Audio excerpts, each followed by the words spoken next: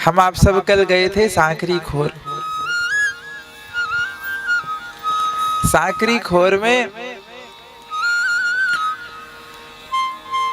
शिव कौन सी लीला भाई? आप सब गए थे, आप सब ने लीला सुनी वहां की। कौन सी लीला भाई?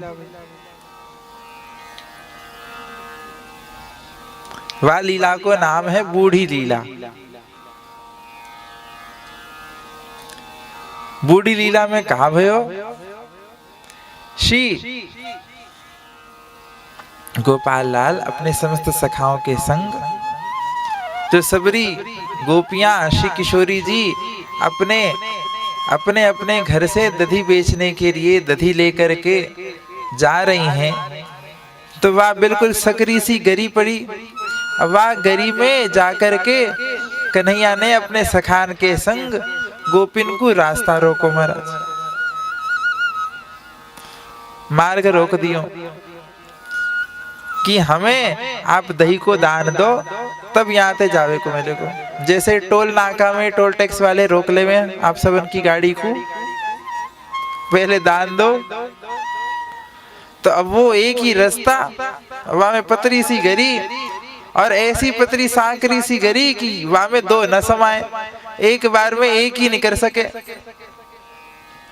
अब वहां पे अपनो चरण धर के लालजी कमर में हाथ धर के ठाड़ गए और समस्त ब्रज की गुजरिया उनको रोक दियो, पहले अपनो हमें दान दो, माखन को दान दो, तब तुमको यहाँ ते जान देंगे, वाके बिना जान ही ना देंगे।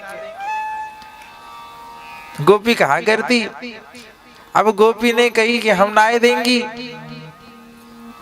भगवान अपने समस्त टोली सखान की टोली को लेकर के आ गए और सब ने मिलकर के भगवान ने एक रचना करी। एक दिना तो भाग गई सबरी गोपियां, ऊपर ते भाग गई। दूसरे दिना समस्त सखान के संग भगवान पधारे और लीला रचना करी कि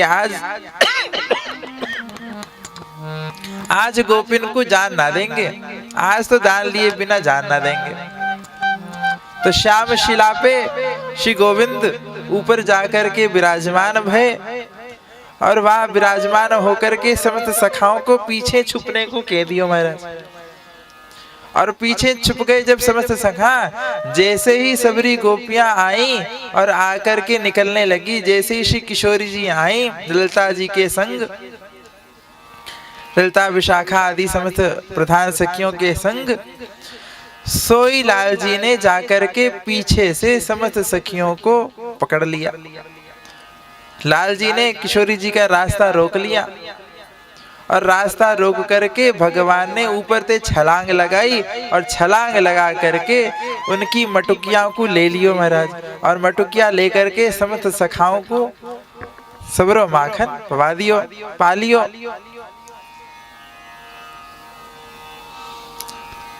मटुकिया लेकर के भगवान ने पूरी माखन को खा गए। अब गोपी सभी सखियां बड़ी रोष में आई।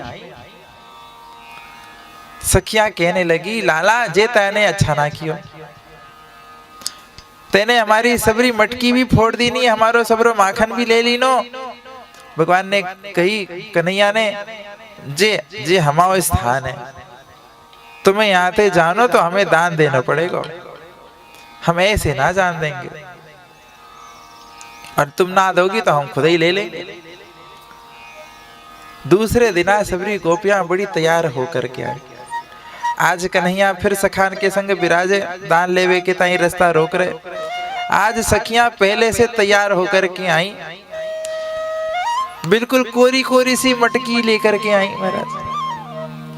मटकी में कछु माखन भरो ही ना, कोरी मटकी लेकर के आई और संग में अपने संग में पूरा साज श्रृंगार लेकर के आई। और जैसे ही कन्हैया ने रास्ता रोको, अब तो कन्हैया जान गए, अब तो कन्हैया यहाँ मिलेंगे।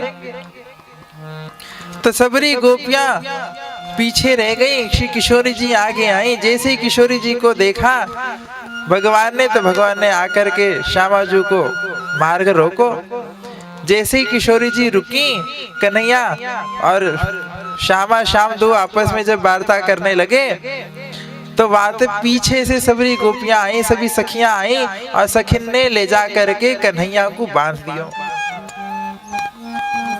बांध करके अपने अपने दुपट्टे से फरियाते कन्हैया को हाथ बांध दियो और वाकू बांध करके कन्हैया को ले जा करके शिला के नीचे, गौर शिला के नीचे विराजमान कर दियो, पकड़ लियो। अब कन्हैया ने चिल्लायो, महाराज अरे सखा, अरे विधमंगल कहाँ हो, सब आओ, श्रीदामा कहाँ हो। सबरे जो सखा पीछे छिप रहे वो सब आए। अब वो पीछे छिप रहे सखा जैसे ही वो आए, समस्त गोपियों ने घेर करके उनको भी सबको पकड़ लियो महाराज, और सबको पकड़ करके बांध दियो। कन्हैया पुकारे, श्रीदामा मोको छुड़ाओ, मोको छुड़ाओ। सबरे सखा कह रहे, लाला हम कहाँ थे छुड़ावे, हम तो खुद ही बंधे भये।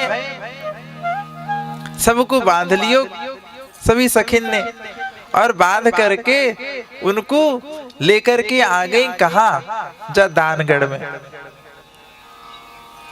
दानगढ़ में लेकर के आई, और दानगढ़ में श्री लाल जी को बिल्कुल गोपी को श्रृंगार किया महाराज।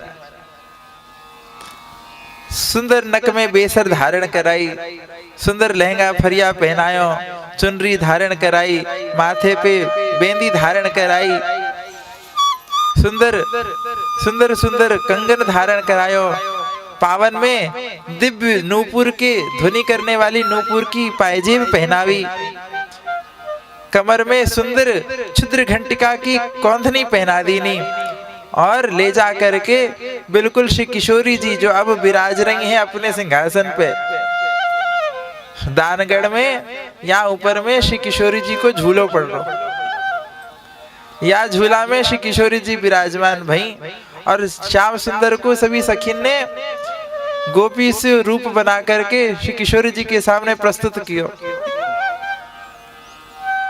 सभी सखिन ने कही, लाला अब तो को हम ऐसे ना जान देंगे, अब तो को छुटकारो चाहिए, तो को बंधन से छूटनो, तो अब बिल्कुल तुम हमें यहाँ पर सुंदर नृत्य करके दिखाओ। तो एक पाँव ऊपर करके एक पाँव नीचे करके सुंदर नृत्य करके दिखाओ, ऐसी कही सब सखिन ने। ठाकुर जी ने खूब नृत्य करी, कहा करते नृत्य कर रहे नृत्य करते करते जब थक गए, किशोरी जी के चरणों में पड़ गए। सखिन ने कही, लाला अब तो हमारी स्वामिनी को साष्टांग करो। सखान ने कही, अरे सखी तू कहा बोले, हमारी तो 2 ही टांग है, 7 टांग कहाँ है। सखान ने कही, अरे हम 7 टांग की बात ना कर रहे हैं, जी बाबा जी जैसो पड़े ना पड़ जावे ठाकुर जी के सामने, ऐसो पढ़ करके डंडौती करो। तो श्री लाल जी ने श्री प्रिया जी के सामने डंडौती की नहीं महाराज, नृत्य कियो। अब नृत्य करते तो कन्हैया को नृत्य करनो आवे ना है। किशोरी जी कहती, तुम्हें नृत्य करनो आवे ना है, तुम नृत्य कर रहे हो, हमें तो कोई आनंद ही ना आ रहा।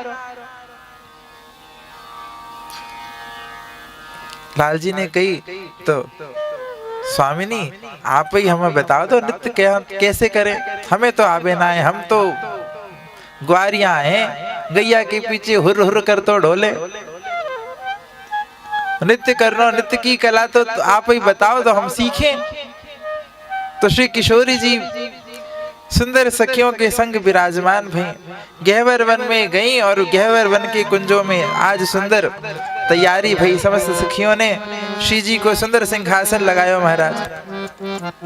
श्री किशोरी जी विराजमान भई, लाल जी को समस्त सखान के संग लाल जी पधारे नृत्य सीखवे के ताई। स्वामिनी ने आज कन्हैया को नृत्य सिखावे के ताई जब विराजमान भई, समस्त सखियां चारों ओर से, कोई सखी सुंदर ताल करताल बजा रही, कोई सखी सुंदर मृदंग बजा रही, कोई सखी सुंदर वीणा बजा रही। समस्त सखियां सब साज सज्जा लेकर के, साज लेकर के इंदुलेखा सखी सुंदर गान कर रही महाराज। नृत्य कला को प्रवीण इंदुलेखा सखी जी सुंदर ताल दे दे करके सुंदर सुंदर पद को गान कर रही। श्री किशोरी जी मध्य मंडल में विराज करके, मध्य मंडल में ठाड़ी भई और सुंदर श्री किशोरी जी ने नृत्य करना शुरू किया महाराज। श्री किशोरी जी को नृत्य भयो, किशोरी जी नृत्य कर करके सुंदर ताल दे दे करके, सुंदर धाट दे दे करके, द्रुत गति से नृत्य कर करके कन्हैया को सिखा रही और सिखा करके कह रही अब ऐसे करो।